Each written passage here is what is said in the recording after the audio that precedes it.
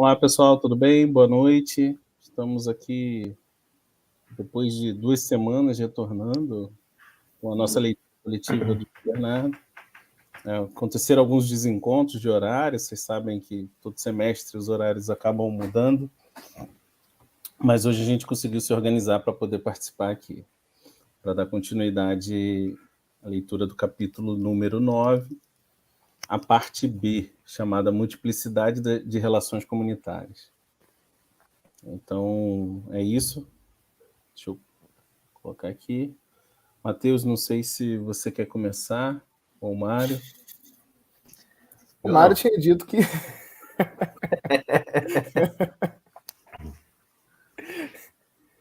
O Mário tinha dito... Já cortou já na raiz, né? Não deu mole. Eu lembro que na última reunião o Mário disse que queria falar alguma coisa. Ficou pontos em abertos, eu lembro disso. Isso, eu também lembro disso. Eu espero o inventário deles, podem fazer.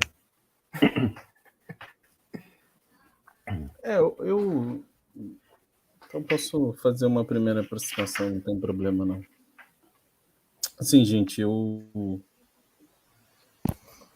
reli aqui essa parte B e eu acho que ela tem um conjunto extenso de referências para a gente poder pensar, né, essa questão que o João Bernardo levanta sobre as multiplicidades de relações comunitárias.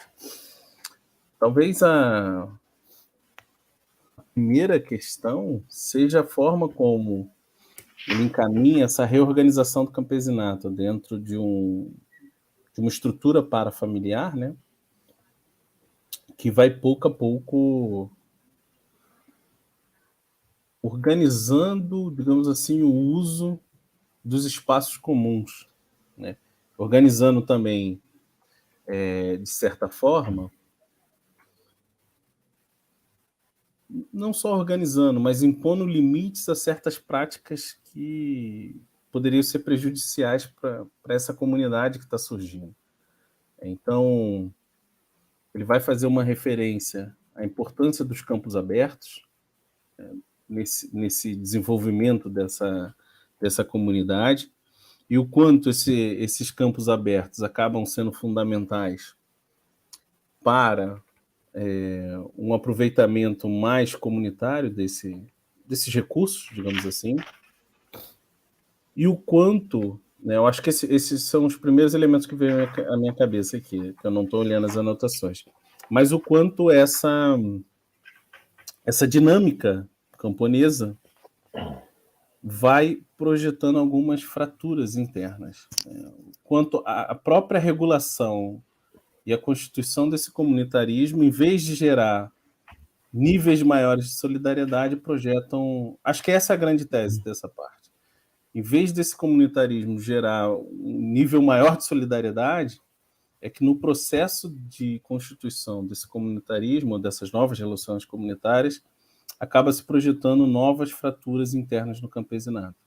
Pelo menos assim que eu li, né? Então, diferente do que quando eu comecei a ler, imaginei, a conclusão dele é que, ainda que existisse níveis de cooperação internos e de ajuda entre os vizinhos, o resultado final desse novo tipo de comunitarismo foi uma reprodução em escala menor das desigualdades que existiram nesse regime senhorial. Matheus, por que você sinalizou que o Tiago está completamente equivocado na leitura dele? Nossos queridos pode desenvolver? Você pode desenvolver espectadores não caiam nessa isca do professor doutor Mário Jorge. tudo pela audiência. A gente podia começar a fazer essa estratégia, né, de fingir que acirrar os ânimos, né? Botar dedo na cara. Como é que a gente faz para botar dedo na cara por aqui? Não dá, fecha a câmera. Aqui fica mais difícil. Fecha a câmera, sai, fica falando coisas aleatórias. Finge que o microfone tá fechado e começa a xingar o outro colega. Também é uma boa. Enquanto ele estiver falando, fica assim, ó.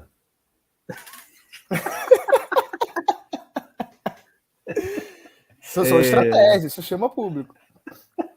Com certeza, os caras estão brigando e tal, isso é interessante. Mas assim, voltando assim, aqui, sem ser a zoeira, eu acho que esse capítulo aqui demonstra. E vou ser bem sincero, eu fiquei bem surpreso, porque, em geral, eu via muito essas disputas pelos comuns entre senhores e camponeses.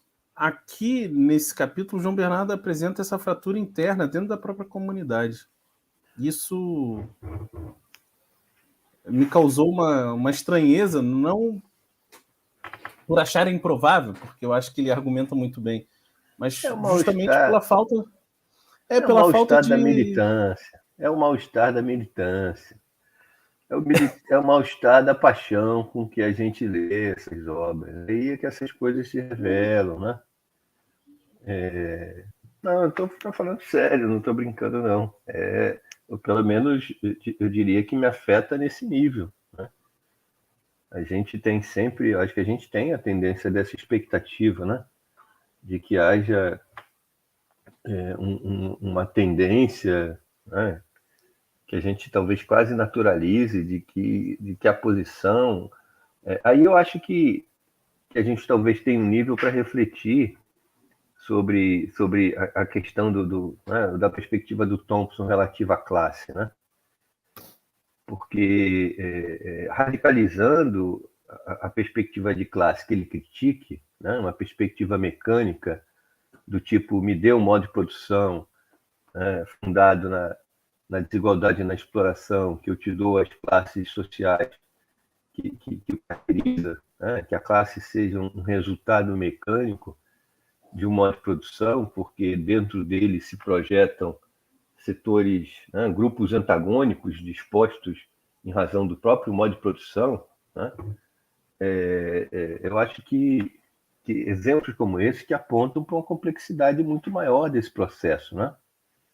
Porque a gente deveria esperar, né, na perspectiva de uma posição que dá igual, né, e genérica dominação derivasse para pessoas tão próximas, né? Pessoas que a gente imagina que tivessem um nível de intimidade considerável no convívio cotidiano, né? E que pudessem, inclusive, em função desse convívio cotidiano íntimo, partilhar dificuldades, né?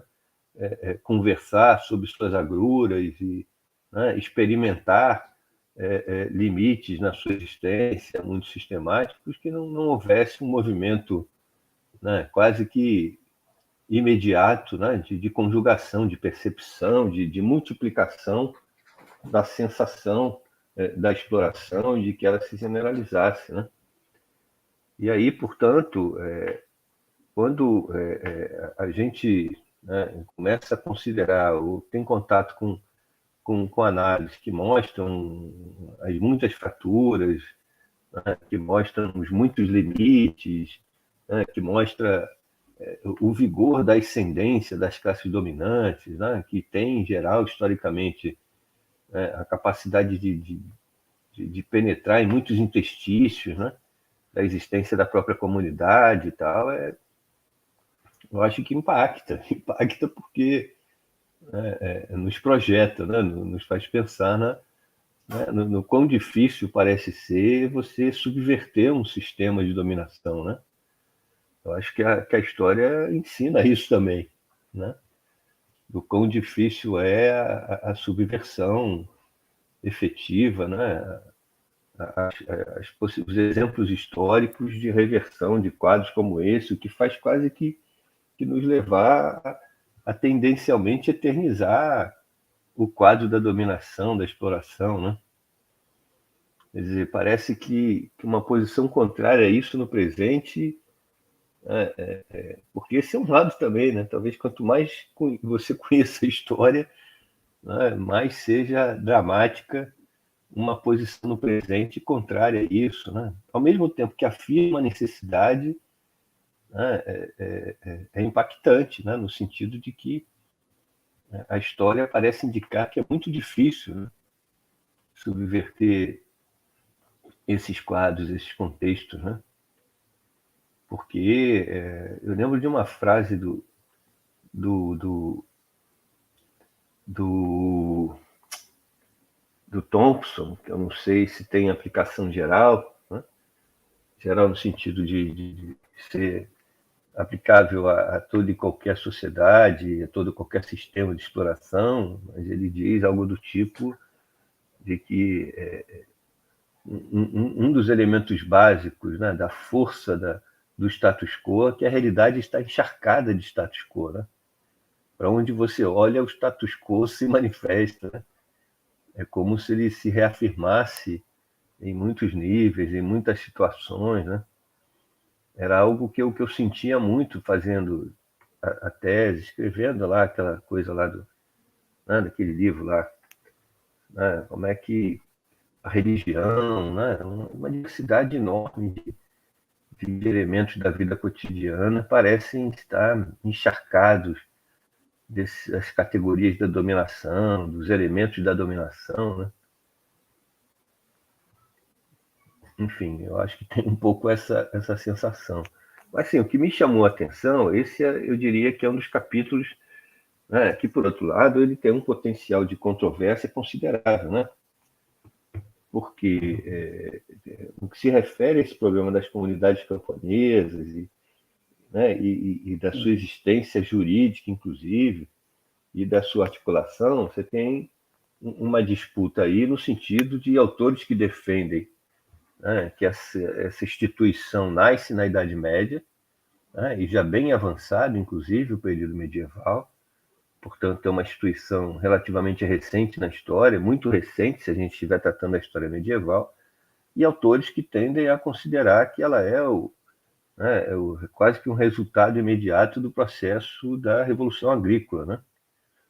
E que o estabelecimento das comunidades camponesas na história traz no seu bojo o surgimento dos mecanismos da solidariedade aldeana, da intimidade, né, da vida cotidiana, do auxílio mútuo e também das contradições, né? Mas autores que apontam para uma longevidade extrema. Eu lembro que a Reina Pastor, por exemplo, na tese dela sobre resistência e lutas camponesas e tal, ela trabalha com essa perspectiva dessa longevidade, né? E, inclusive, considera que esse foi um fator-chave, a capacidade que as comunidades tiveram de resistir ao sistema, né? O que ela chama de feudalismo, obviamente. Né? Mas, para ela, digamos, o campesinato teria uma experiência muito maior de resistência histórica, né, do que a aristocracia medieval teria de exploração. Né? E ela considera, portanto, que essa experiência histórica superior foi um fator decisivo no que as comunidades puderam e conseguiram resistir, né, à pressão aristocrática. Então, no mínimo, existe aí essa grande discussão. Né? E lembrando, inclusive, que ele para insistir na configuração desse quadro nesse momento, né, ele defende a tese de que, na Alta Idade Média, o comunitarismo que ali se constituiu era muito incipiente, porque é atravessado por muitas contradições, né? Tanto que ele relativiza uma instituição que o Eduardo explorou num artigo, que é o Conventos Públicos Vicinorum. Né?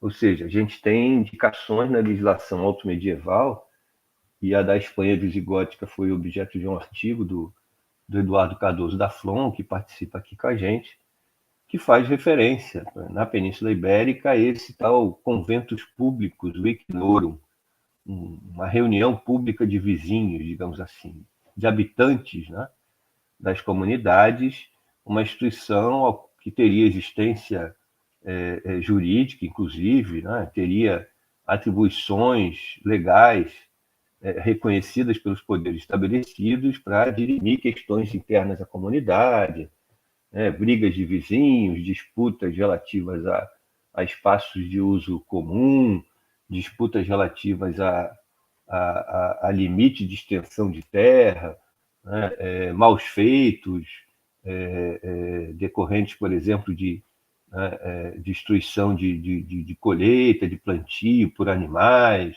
Né?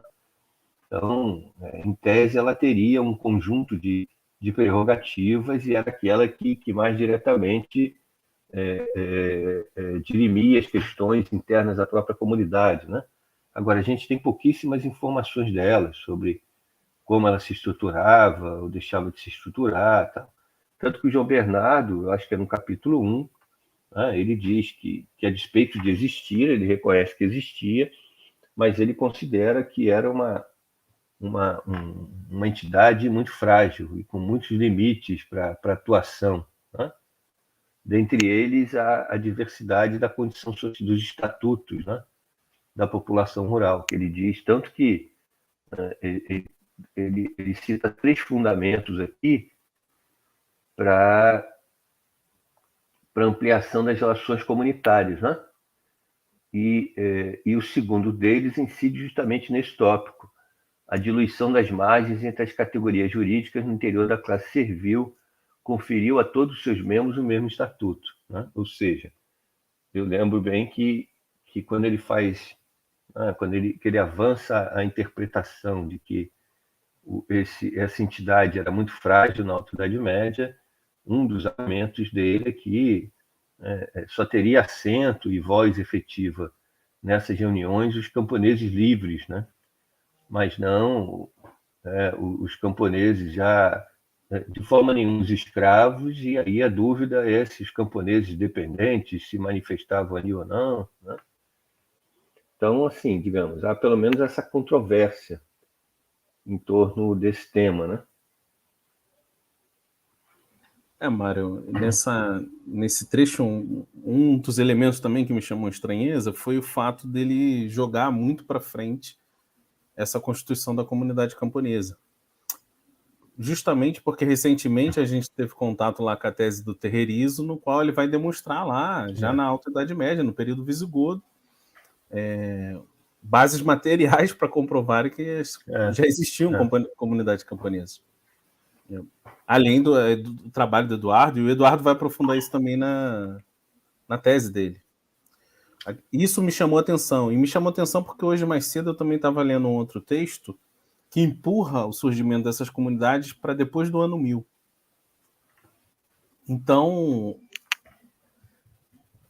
é bem descompassado, né, essa relação entre o surgimento dessas comunidades e a capacidade delas de resistência. Mas aqui, no caso, a sensação que eu tive é que essas comunidades surgem quase que como uma resposta ao enquadramento já realizado pelo regime senhorial, né? Acho que o Matheus quer falar alguma coisa, ele está rindo. Não, agora eu vi aqui a revista que está o artigo aí que o Mário leu.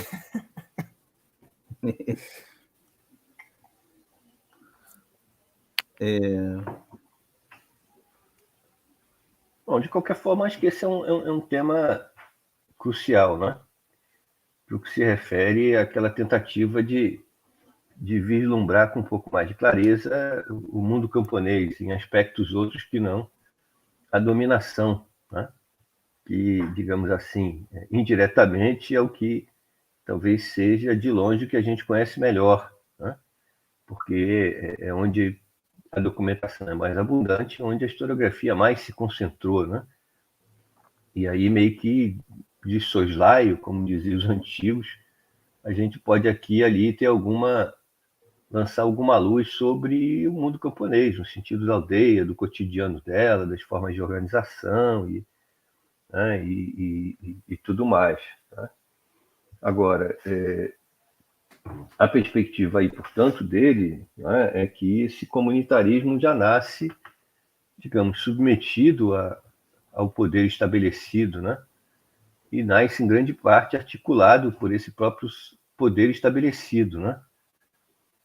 Ele, portanto, é uma entidade que, na sua constituição, né, o nexo, digamos, articulador dele, né, o link que o conjuga é justamente a dominação, né?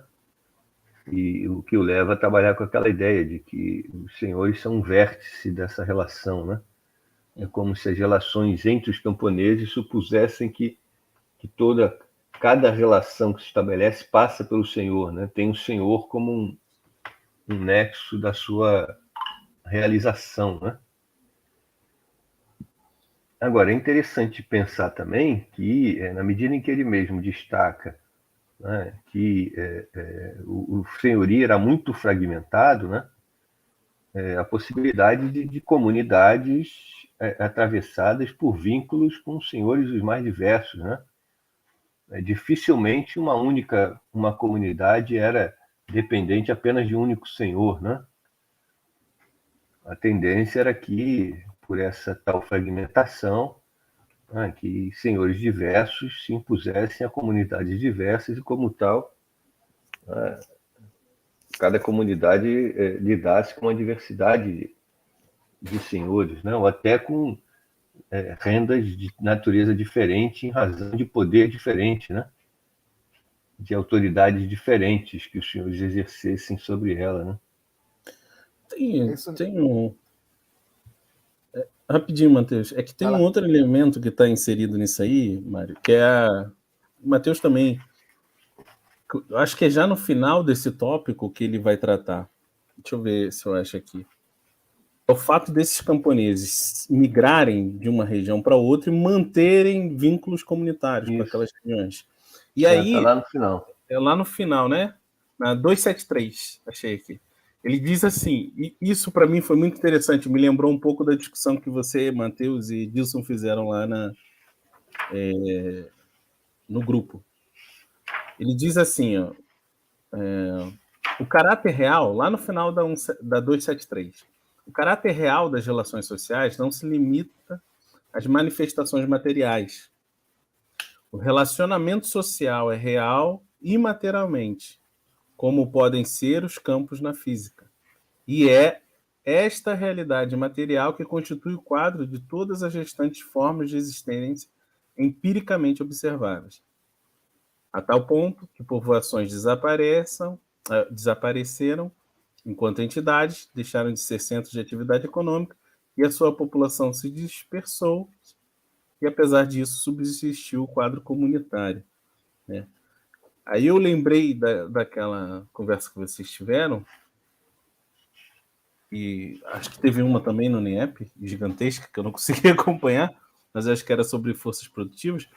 Mas aqui eu acho que está dado esse elemento, né, do quanto certas formas de estruturação da própria produção, né, da organização material da vida, se deslocam ao ponto de se justapor com outras formas de organização e não constituem uma nova forma de produzir, mas se interpenetram ou se interconectam, enfim, não sei como bem usar aqui a palavra, mas eu li mais ou menos dessa maneira, né?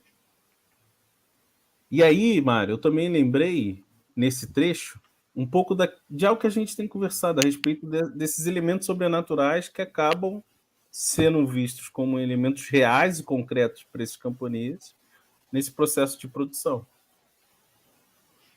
Aqui, nesse sentido, ele está tratando mais dessa questão do comunitarismo, ou seja, da forma como se organiza essa produção, esse sistema comunitário, né? E que no processo de deslocamento, em vez desses camponeses se adequarem, eles tentam submeter ou subverter essa lógica comunitária ou inserir elementos dessa lógica comunitária deles nessa nova região. Mas, insisto, aqui para mim a questão ainda que esse movimento aconteça, esse comunitarismo aqui, segundo ele, já nasce fadado a não dar efeito. Ou seja, independente do movimento da migração, qualquer nova construção de solidariedade aqui já é fadada a derrota. Mas aquilo que eu estava... Por isso eu fiz aquela observação inicial, né? a gente acaba introduzindo o juízo avaliativo que decorre muito mais, talvez, da nossa expectativa, né? Porque você só dá para falar isso na perspectiva da revolução, né? Já nasce fadada a derrota se a gente atribuir a esse comunitarismo, né, o potencial de uma ação revolucionária e transformadora, né? Então, acho que aí vem a questão do anseio, do projeto, né? Uhum. Agora, enfim, eu não sei se a gente, se é um bom caminho, né, fazer uma espécie de contrafactual, de recuar na história para considerar quais foram os elementos que impediram que as revoluções se produzissem a cotidiano, né? Olha, aqui foi a falta de uma autonomia no comunitarismo, ali foi o fato de que as comunidades acabaram tendendo ao vínculo com. Eu não sei se é uma alternativa, né? Porque é isso, a gente fica colocando fica, digamos, mobilizando como uma força, né? Ou como uma entidade que paira sobre a história a possibilidade constante da revolução. E a partir daí a gente passa a avaliar, pô, aqui faltou isso, né? Acho que a questão relativa ao comunitarismo, ela estruturou um conjunto de relações, né? E potencialmente, inclusive, né, estruturou um conjunto de reações, né? Eu não conheço nenhuma interpretação nesse sentido, mas, por exemplo, acho muito difícil imaginar que as revoltas, né, deflagradas, aquelas revoltas mais abertas, efetivas, violentas e tal, fossem possível sem esses nexos locais, né? Porque essa é uma questão que acho que é importante considerar, né? Nesse sistema camponês, isso a gente pode pensar até para a atualidade, né? Por exemplo, vejam o MST, os movimentos campesinos, né? Eles agrupam primariamente, antes de mais nada, né, aqueles que pretendem ser ou pretendem voltar a ser, conquistar a terra e o direito de trabalhar na terra, né? A mobilização se faz, em grande parte do movimento, né, na perspectiva dessa luta, de realizar essa luta, né? E há um movimento também abrange aqueles que já estão assentados, já estão estabelecidos, né, e que são, em alguns casos, articulados em cooperativas, né, e tudo mais, mas, sob certos aspectos, o ser do camponês, né, estabelecido, constituído, ele tem muitos elementos rigorosos que favorecem a centralidade do núcleo familiar, né? Talvez os vínculos instituídos, não sei, posso estar falando uma besteira enorme, me desculpe se estiver, mas talvez os vínculos instituídos nesses movimentos camponeses, no processo de luta pela terra, tenha mais intensidade, sob certos aspectos, do que depois, né, do assentamento realizado, né? Porque há muito da atividade camponesa que depende, que é articulada, né, que é promovida pelo núcleo familiar. Não, o núcleo familiar, de certa forma, não vou dizer que é um concorrente da comunidade, né, que ele concorre com o vigor da comunidade. Agora, ele é uma célula de estruturação de enorme importância, né? E, portanto, há um elemento aí que talvez exerça uma tensão, talvez seja um campo de força atuante, né, que circunscreve um pouco a existência camponesa, né? A comunidade não é, digamos, a base primeira da articulação desses núcleos, né? Eu acho que, antes de mais nada, é a família. Eu acho que passa por aí a discussão, né, do problema da coletivização do campo, né? E o que foi a experiência da coletivização do campo na União Soviética, né? A resistência dos próprios camponeses a esse processo, né?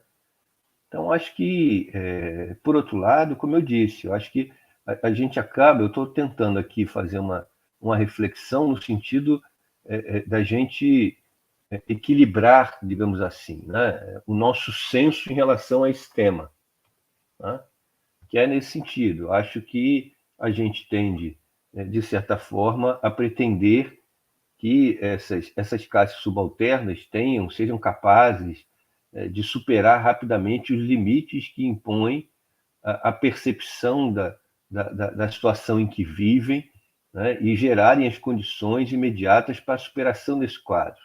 Né? Então, é com uma certa tristeza que a gente verifica que aqui, por exemplo, faltou tal elemento, ali, né, um outro elemento não atuou, né, e a gente acaba fazendo uma leitura negativa, no sentido de experiências derrotadas, né, experiências limitadas. Agora, como eu disse, né, eu acho que, além disso ser um fator-chave para a reprodução cotidiana dessas comunidades, né, é bem pouco provável que alguns feitos destacados e que a gente ainda conhece pouco, a história é muito pouco feita fazendo preponderar esses movimentos, né? Esses movimentos não surgem, mesmo na historiografia que trata deles, com poucas exceções, eles não são né, um ponto de partida, né? Eles não dão um norte para as análises, né? As análises estão em outros lugares e, num dado momento, aparece a revolta, né? Mas, à exceção dos livros, dos estudos dedicados especificamente à revolta, a história não toma por ponto de partida, né, a perspectiva camponesa. Né? E, portanto, esses movimentos mal conhecidos, mal estudados, mal divulgados, eu acho que seriam inimagináveis sem né, a força dessa conjugação. Um livro que me ajudou muito a pensar nisso, embora a configuração seja diferente, foi um autor que para mim foi importantíssimo para a tese, que foi lá o Gerald Cider, que eu cito com frequência, né? Porque ele estuda uma comunidade de pescadores, né? E aí, fundamentalmente, o que ele faz é justamente isso, entender, né? E a perspectiva dele é essa, né? Há muitos elementos de solidariedade, de apoio mútuo internos à comunidade, mas também há muitos elementos de individualização que ele atribui, inclusive, ao próprio sistema de exploração, né? A forma como o trabalho era organizado, a forma como a produção era organizada e a forma como se dava a exploração, né, implicava em que houvesse, a par de muitos elementos de solidariedade construídos pelas famílias, muitos elementos de oposição e de tensão entre elas. Né? Daí a proposição decisiva dele de que a cultura dessas classes, né, subalternas, né, é uma cultura que administra, digamos assim, nas suas visões de mundo, perspectivas que decorrem das relações mais horizontais, da solidariedade da comunidade, mas também categorias que decorrem da exploração. Né? É como se fosse, digamos, uma mentalidade atravessada por elementos da horizontalidade, da solidariedade das relações, mas também pelas categorias da exploração, né? Que fazem parte, digamos, dessa mentalidade subalterna. Né? Ela não é uma mentalidade, não é uma consciência autônoma das categorias da exploração, ela também é estruturada com base nessas categorias. E ele estuda isso lá na comunidade, ele estuda, é um antropólogo, estuda a partir de certos rituais, né? Dois em especial. Né? Uma coisa que tinha lugar no Natal, que eu ainda me lembro, tinha um pouco a ver, teria um paralelo no que é para a gente a Folia de Reis, né? Que eu ainda peguei, o Criança em Ramos, ainda vi Folia de Reis, né? E eles entravam, inclusive, na casa de minha avó, né? E aí cantavam mais músicas, e aí ia-se à mesa e partilhava-se lá, né, os produtos da ceia, né? Aquelas comidas da ceia. Né? E na Terra Nova que ele estudou, né, além de um ritual desse tipo, né, havia um outro ritual, que era uma festa que cada família dava, não só né, sem convidados externos, como eles roubavam coisas de outras casas para realizar a festa. Né? Então, roubavam comida, bebida de outras casas e realizavam a festa. Então, ele trabalhava com esses dois rituais, né? Um expressando a solidariedade e outro expressando a exploração, né? Como era vivida pela comunidade. Eu acho que é isso. A gente precisa de muitos mais estudos, né? O material é pobre, é limitado. Agora, acho que a gente precisa de mais estudos e precisa também de um enfoque da história geral que parta da perspectiva subalterna, né? Eu acho que isso é uma outra coisa que falta, né? Uma história geral que seja feita a partir dessa perspectiva, né? Deslocando o olhar predominante dos temas para essa perspectiva. Matheus, não sei se você ainda quer complementar aqui, você ia falar. Não, mas é outra parte, depois eu resgato, um pouco mais à frente, pode falar. Não, porque, no fundo, a sensação que eu tive é que ele vai encaminhando, quando ele fala do exercício do mundos, por esses camponeses, isso, do mundo. Mundium. Aqui por esses camponeses. É mundium, munderbundium ou mundoboro. Isso, mundorboro. Esse exercício do mundo por esses camponeses enriquecidos vai engendrar em elementos do capitalismo. Né? Então, é como se essa desestruturação interna desse campesinato, por parte desse campesinato enriquecido ou que vai gerando setores médios, vai desembocar em germes do capitalismo, digamos assim. E aí, o que eu fiquei lembrando, né, a partir dessa lógica do comunitarismo, foi um pouco daquele trabalho da Laura da Graca, né, de como diferentes tipos de senhorios favoreceriam ou não o desenvolvimento do capitalismo. Né? Isso. E aí, o que eu fiquei pensando... Houve em Portugal, você sabe, né? Sim, no norte. Foi pouco, né? Mas houve. Uma quantidade bem menor, né, do que a Espanha, mas teve. Mas, assim, a questão aqui que para mim era a seguinte, era se existiriam níveis de comunitarismo que favoreceriam essa desagregação, essa hierarquização desse campesinato. Porque ele vai demonstrar diversas formas de estabelecimento de comunitarismo, onde todos tinham voz, onde apenas algumas lideranças tinham voz. E aí eu fiquei pensando, será que tem algum tipo de comunitarismo que favorece essa desagregação de forma mais rápida? Ou outras que transformam esse processo mais lento ou dificultam esse processo? Porque lembra, tem um determinado momento que ele vai falar que essas comunidades vão conseguir se reunir em federações, principalmente quando elas lidam com pecuária, né?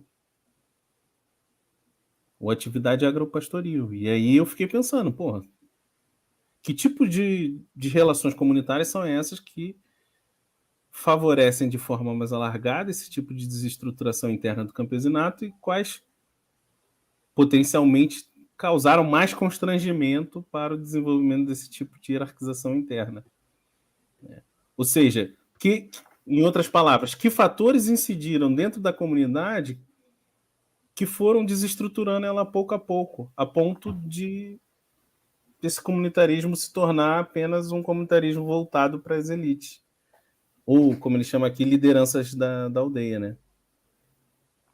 Enfim, foi alguns pontos que eu fiquei pensando a partir dessa leitura do ponto B. Essa parte que você está falando, que o João Bernardo avança, eu achei genial no sentido. Primeiro que ele, né, a gente está saindo aí de uma análise que ele faz da crise do século 9 e 10, né? Em um determinado momento ele aponta que a resolução da crise nada mais foi do que o estabelecimento a reorganização dos quadros aristocráticos, né, internamente, e após isso sobre o conjunto do campesinato. E ele vai falar, inclusive, da homogeneização, né, do campesinato como classe servil aí nesse período.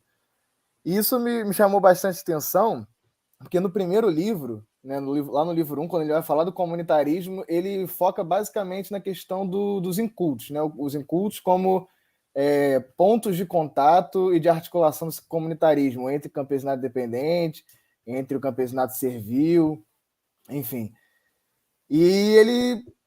e aí, claro, com as limitações que vocês já apontaram aqui, né, sobre a questão das comunidades camponesas, o aldeamento, que o João Bernardo, na época, provavelmente, não sei, não deve ter tido acesso a esse conjunto de leitura e tal.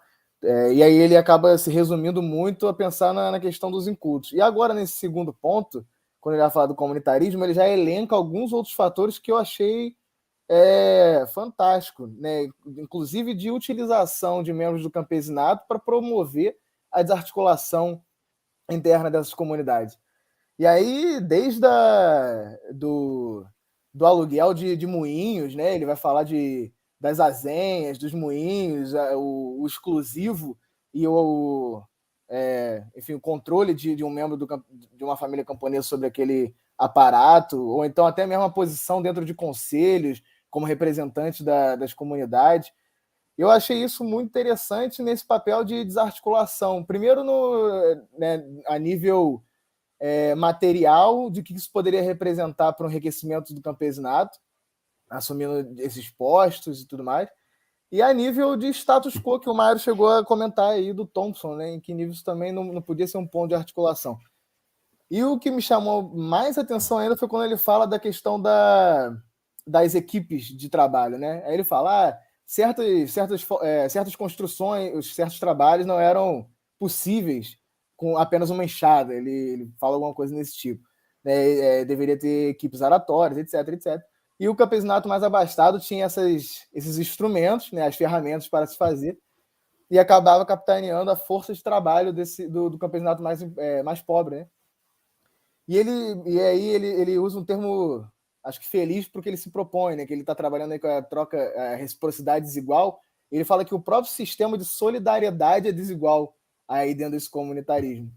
E que a própria solidariedade ela vai acaba por dissolver, vamos dizer, formas tradicionais desse feudalismo de trabalho, de relações de produção, etc. Até que ele vai chegar aí no prebendado, na força de trabalho assalariada, não nos termos que a gente tem hoje, mas uma força de trabalho assalariada. Então, eu acho que o João Bernardo avança num...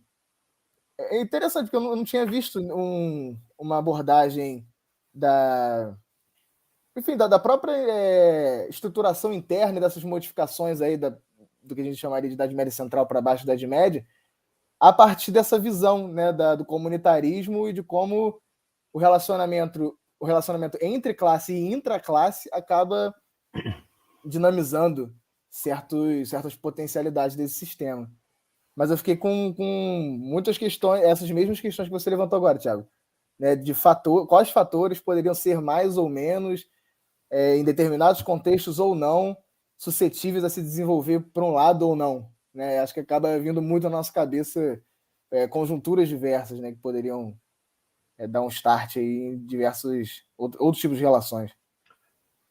Porque tem muita incógnita aí, né? Porque na própria proposição geral do João Bernardo aqui, ele aponta que a troca de presentes, ele trabalha com a referência de que a troca de presentes seja, né, digamos, a referência fundamental de articulação do sistema, né? Lá no livro 1, quando ele chega na lei do regime, ele trabalha com essa referência, a troca de função desiguais, tá? Porque ele indica, inclusive, que, né, ela opera na relação entre os senhores e camponeses e opera internamente na relação na classe dominante, né? Agora, a gente, pelo menos a proposição dele não avança no sentido de que ela cobrisse também a relação entre o próprio campesinato. A gente conhece muito mais a relação intraclasse dominante do que as relações internas ao campesinato. Né? Como talvez a gente também conheça menos, ainda que guardadas as proporções, as relações internas ao próprio proletariado, né? Do que conhece as relações internas à classe dominante burguesa. Né? Então, será que o mesmo sistema de troca de presentes que opera aí, né? Como é que essas relações, que nexos se pode estabelecer para essas relações? Né? Eu lembro, assim, muito rapidamente, que nesse livro que eu citei para vocês hoje, né, lá do Gerald Sider, né, ele indica até certos limites da solidariedade, né? Se eu não me engano, é lá que eu li a referência de que, por exemplo, se um habitante lá das aldeias, porque eram isso, aldeias de pescadores relativamente isoladas entre si, e o isolamento era, inclusive, né, apoiado pelo poder estabelecido, né, porque jamais construiu estradas que facilitassem a circulação interna, né? O próprio poder parecia jogar com esse isolamento como um elemento favorável à dominação e tal.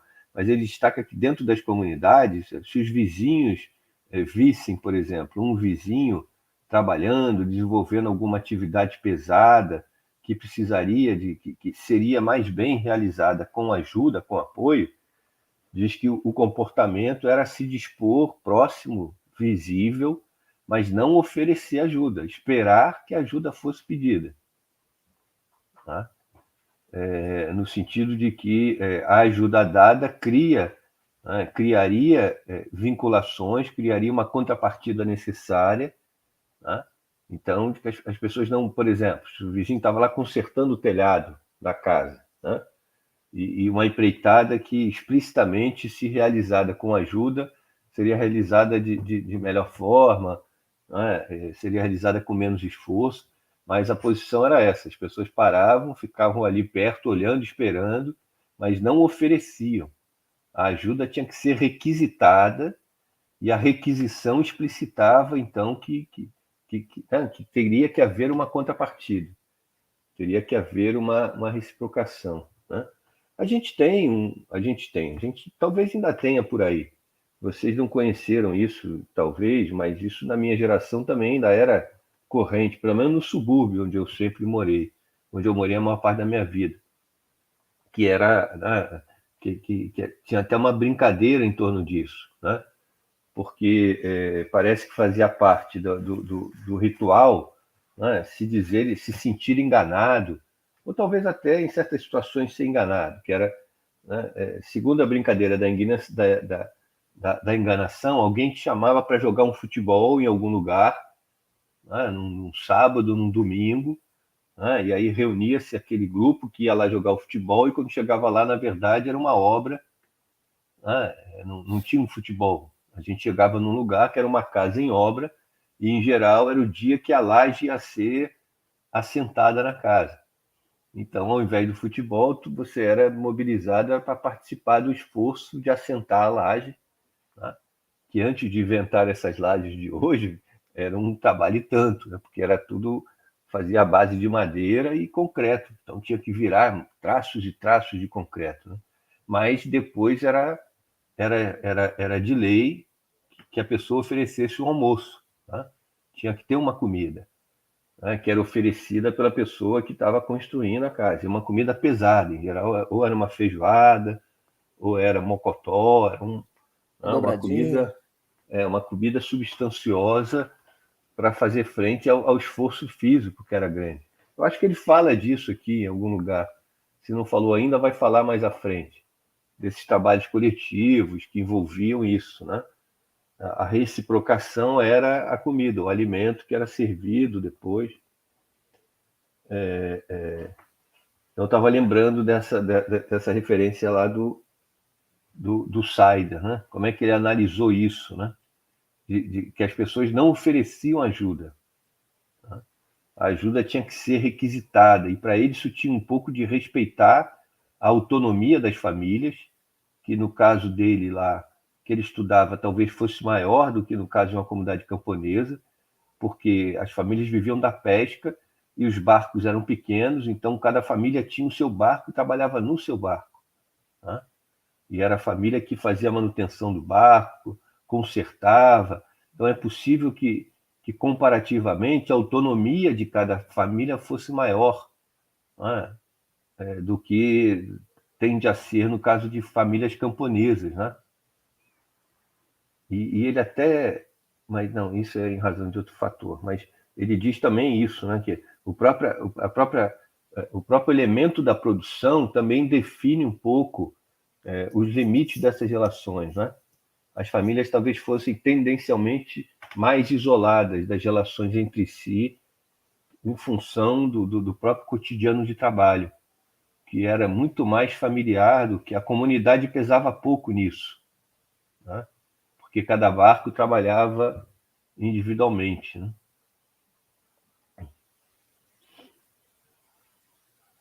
Esse autor que eu indiquei aí é o autor, acho que até hoje, mais famoso em Portugal, o antropólogo, né?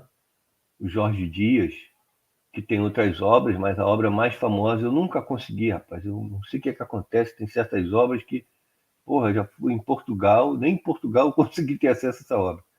O que, A última... comprar ou só acessar? Não, a última vez que eu tentei na Biblioteca Nacional, a obra estava perdida. Não, Eu eu fiquei horas... acessei no Real Gabinete. Aqui no Essa Real. aqui?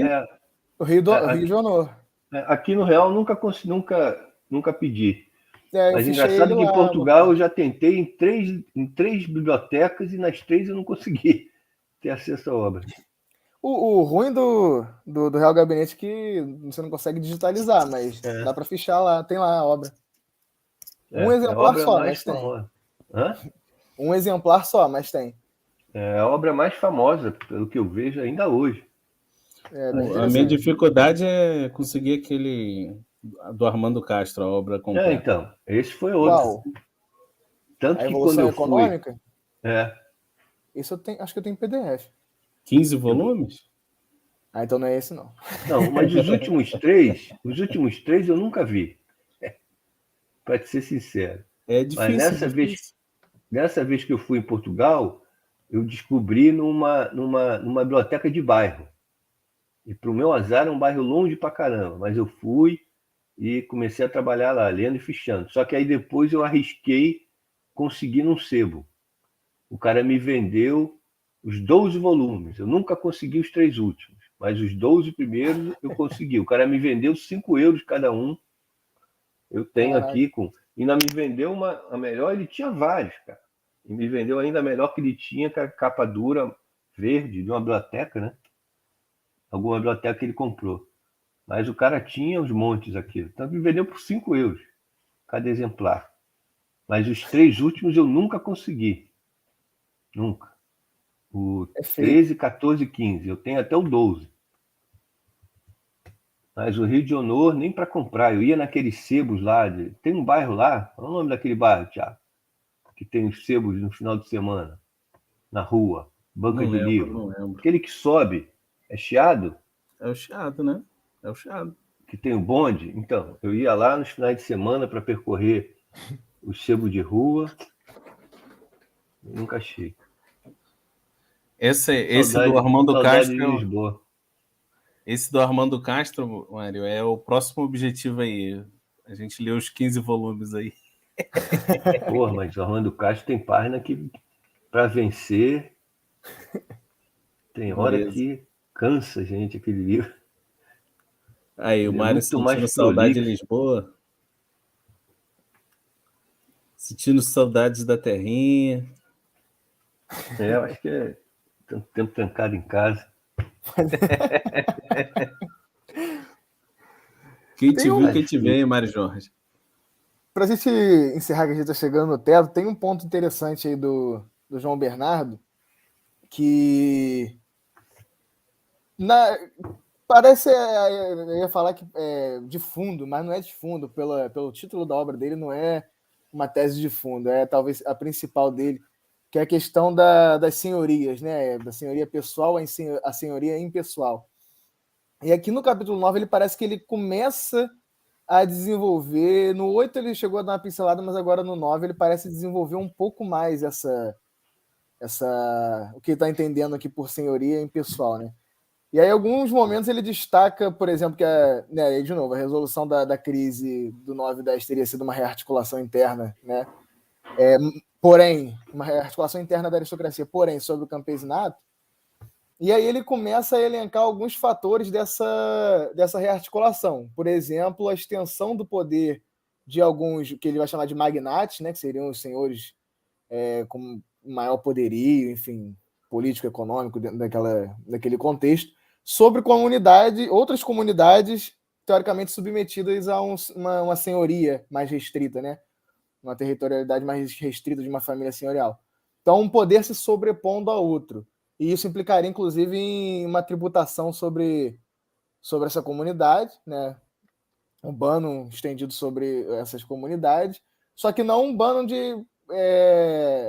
relacionado a o quanto a pagar de renda, por exemplo, por cada família, mas uma renda que ele chama de geral, né? Uma renda mais geral sobre aquela comunidade. E ele relaciona com essas equipas aratórias, né? Que é esses trabalhos coletivos para se pagar essa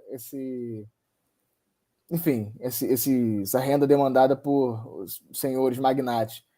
Aí eu queria mais saber como é que vocês estão lendo esse desenvolvimento agora do João Bernardo nessa questão, né, da senhoria impessoal, dessa sobreposição de poderes da aristocracia, como se implicou, né, nessa articulação, esse ponto, né, de articulação do comunitarismo camponês, né, essa nova estruturação do que eles chamam do regime senhorial.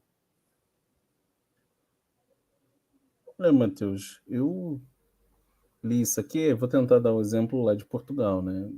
Esse senhorio pessoal para João Bernardo aqui aparece como aquele senhorio banal do Dubido, qual um senhor é capaz de submeter uma região vasta sem ter o controle fundiário efetivo, né, digamos assim.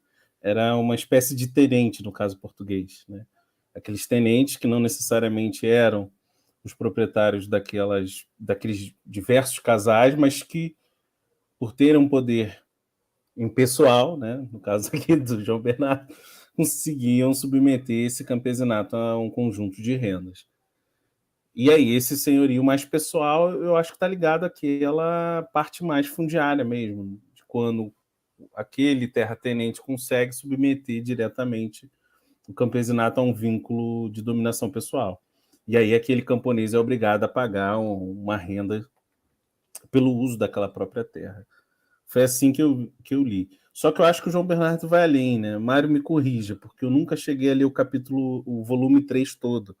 Mas eu acho que o João Bernardo vai além, que é esse poder impessoal vai se desenvolver a tal ponto que vai permitir a existência do Estado, né? Então é como se esse senhorio impessoal fosse se alargando a partir do desenvolvimento do Estado. É mais ou menos isso, né, Mário? Ele está encontrando aí, digamos, os primórdios, né, ou do desenvolvimento de um mecanismo que vai ser chave, né, para a forma histórica decisiva da impessoalidade do poder. Tá? Então, esse movimento, para ele, representa, né, uma transformação importante nesse segundo período de vigência do regime, que é isso que é para ele. Né? O regime se reconstrói depois do que ele chamou da crise dos séculos IX e X, né? E a amplitude, né, e a amplificação da impessoalidade e também da monetarização, né? Porque ela apoia, né, o desenvolvimento da impessoalidade, né? É uma frente importante cuja tendência é de se disseminar em detrimento das formas pessoais, né? Que teriam predominado, vão ficar então caracterizadas como um traço distintivo, especialmente marcante do primeiro período do regime, né? No que a gente chama de Alta Idade Média. E a perspectiva é essa: a impessoalidade é um germe, né, decisivo para a constituição, né, do que vai se chamar de Estado, né? Ele é a célula crucial que opera com base nessa lógica, né? A questão para a gente é se, na nossa discussão, é pensar as formas, a pessoalidade, o Estado pessoal, né? As formas estatais fundadas na pessoalidade, né? Que é a questão que algumas pessoas do grupo estão refletindo, né? Refletiram nos seus trabalhos e tudo mais, né? Aliás, esse é um tema, né? Que, bom, Marx falou que ia escrever e não escreveu, né? Ele não falou que ia escrever, mas o Estado é um tema que ele pouco aborda aqui, né? Ele só tem, me lembro, uma passagem no primeiro capítulo, no primeiro livro, que ele não fecha a porta para a perspectiva, penso eu, de um Estado feudal, que ele diz que, a rigor, né, o Estado seria o BAN, ou o Estado seria o BAN e o quadro das relações vassálicas, né? O Estado se constituiria na vassalidade, né? Em função dos nexos que articula dentro da classe dominante, né? Mas não é um tema que ele aborde em profundidade, né? Não sei se por conceber que ele não está aí, né? Ou se por não conceber que seja um tema importante para a análise que ele desenvolveu, né? Ô, Mário, o Matheus também, tem um outro movimento aqui que eu acho que não fica explicitado, pelo menos não agora, mas que também vai nessa linha, que é esse movimento do múndio desses camponeses enriquecidos. Primeiro vai gerar uma pessoalização dessas relações entre o camponês enriquecido e esse camponês empobrecido, né, dentro da própria comunidade, ao ponto de que esse camponês vai se empobrecendo até perder as suas terras e entrar naquela faixa que ele chama ali, né, ficando quase próximo ao limite da pobreza, né, da sua manutenção. E aí, no segundo momento, esse camponês enriquecido usa a força de trabalho, né? Ele termina, se eu não me engano, o tópico C dizendo isso, que esse camponês enriquecido vai usar essa força de trabalho desse camponês que só tem a sua força de trabalho agora para vender, que é o que ele vai chamar de germe do capitalismo. Então é um movimento, primeiro, de dominação pessoalizada, que leva a um segundo movimento de uma dominação, aí, uma exploração econômica impessoal.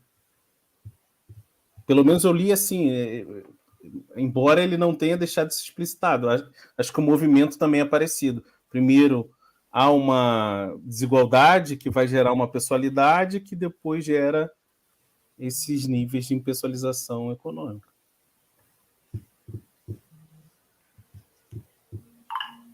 Fechamos? Temos que fechar. Fechamos. Então, beleza. A quem está assistindo esse vídeo depois, grande abraço. O Jean não sei se o Jean está aí ainda. A gente vai regularizar novamente a exposição, né? As reuniões. A ideia é que, se a gente não conseguir fazer ao vivo, né, num outro dia, num outro horário, que a gente mantenha, que a gente grave e libere às terças-feiras, né? Uhum. No nosso horário tradicional. Isso. Então, às 6h30. Isso. Boa noite. Beleza, pessoal? Boa noite, até a próxima. Boa noite. Abraço aí, pessoal.